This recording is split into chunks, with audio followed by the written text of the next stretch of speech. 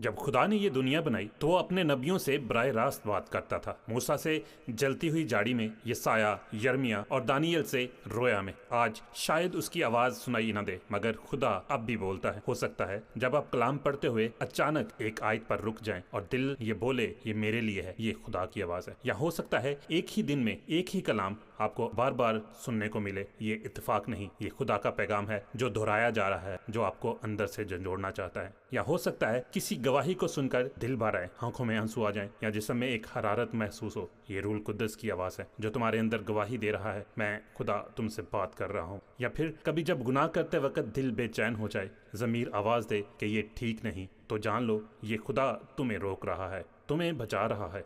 वो बोलता है नरमी से, मोहब्बत से, खामोशी के बीच से। वो कहता है जो मेरे हैं वो मेरी आवाज़ सुनते हैं। क्या तुम सुन रहे हो? क्योंकि शायद वो आज तुमसे बात कर रहा हो।